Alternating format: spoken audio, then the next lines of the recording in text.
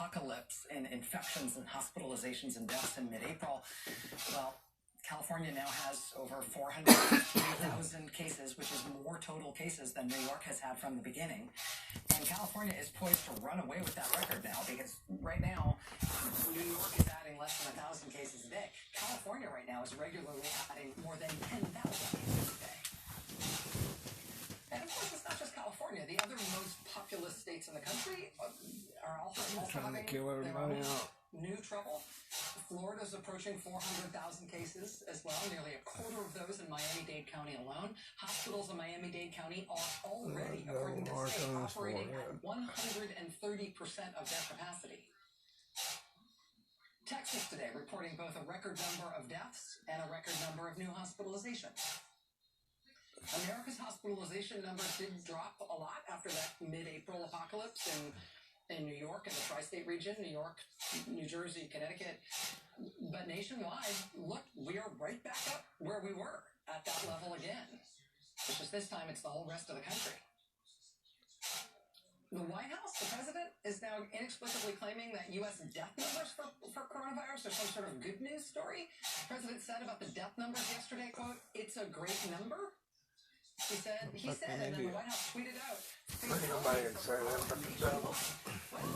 actually, this is the national chart of fatalities from coronavirus right now. And while they did fall in the past, right now they are on the rise. And I want to show you something else, because I think this is important. Something I think that makes clearer, maybe even clear enough for the White House to understand what's going on here and what's in store. So look at this. What you're looking at here, we're going to put up on the screen here, is basically the same chart. This is a graph showing deaths from coronavirus over time, right up until right now. But this is us just breaking out the numbers for the tri-state area that I mentioned earlier. This is just coronavirus deaths in New York, New Jersey, and Connecticut over time. And you can see how their death numbers soared when they got hit so hard so early. But in the tri-state area, New York, New Jersey, Connecticut, their numbers have since come way, way down radically. Today, in fact, was the first day since March when there were 0 deaths from coronavirus in New York City.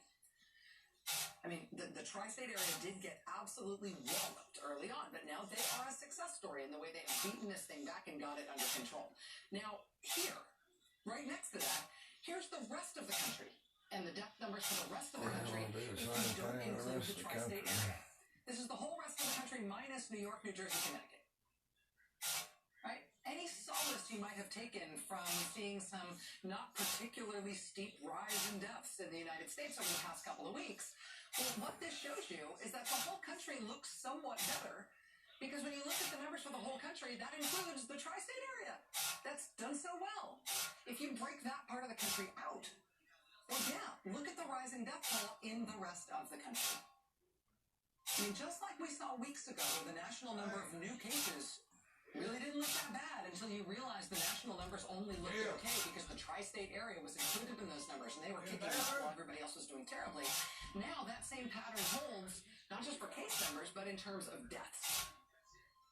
Right? That's the national, on the left side of your screen, that's the last national graph of coronavirus deaths. If you drop the tri-state area, you drop New York, New Jersey, Connecticut out of it. That's on the right. What we've got is radically declining deaths in those first 3 hard-hit states, and we've got rising deaths in the whole rest of the country. Steeply rising deaths. So why is this happening? Why are all these other countries on Earth that initially got hit at the same time we did, why are they all over it now and we're doing so terribly? I mean, the Center for Public Integrity is reporting tonight that Dr. Deborah Birx tonight got on a private call with local emergency managers to warn them that there are 11 major cities in the United States that need to take, quote, aggressive steps to mitigate their outbreaks right now because their percent of positive tests is rising at an alarming rate. These are major U.S. cities, and a lot of them getting this urgent warning from the White House tonight. Baltimore, Cleveland, Columbus, Indianapolis, Las Vegas, Miami, Minneapolis, Nashville, New Orleans, Pittsburgh, St. Louis. All major American cities, 11 of them reportedly being warned tonight directly by Dr. Deborah Birx at the White House that they are in trouble in terms of their rising positivity rates. They need to take, quote, aggressive action right now. Why is this happening? Why 6 months into this is California hitting its records, and Texas, and 11 major cities spiking to the point where even the White House is on fire about it. Why are we having such a hard time when other countries that got hit at the same time we did have basically beat it by now? I mean, it took us basically 100 days to get from our first case to our first 1 million cases. Then to get from 1 million to 2 million cases took us 43 days. Then to get from 2 million to 3 million cases took us 28 days. Now we're about to get from 3 million to 4 million cases in only 14 days. Why are we still accelerating?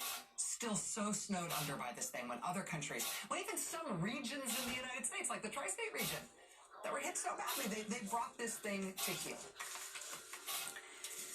And there is an answer to that, obviously. There's the, governance answer.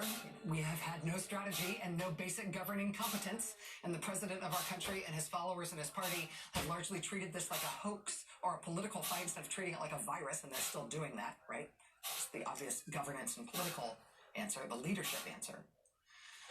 But there's an epidemiological explanation, too. There is a math explanation for why our country has handled this so badly and why it has worked out this way, where we're not done, where we're still getting worse, when other countries similarly situated are basically done with this now.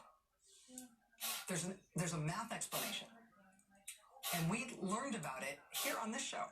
We covered it right here almost 4 months ago, when we talked on this show to one of the world's leading virus researchers who told us that this is what would happen in the United States, that we had a simple choice to make, one which would end this fast and with less pain, or one that would make it go on and on and on and on with tons of pain and death and a much larger death toll.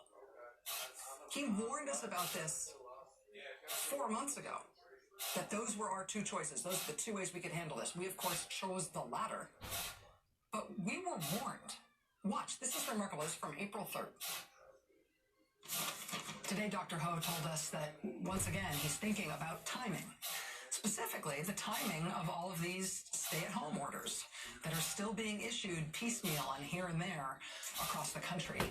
Dr. Ho today sent us these elegant little graphs to demonstrate what happens when different localities shelter in place sequentially, one after the other, only when the virus gets demonstrably bad in their particular place, versus what happens when everybody, everywhere, shelters in place simultaneously and immediately.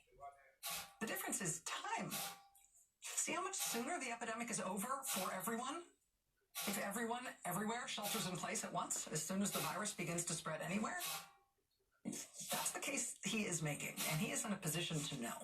Yeah, so that's Dr. David Ho is one of the world's most famous and influential virus researchers. He is right now working on a cure for coronavirus. Just had a paper published in Nature that has some very interesting news toward that end.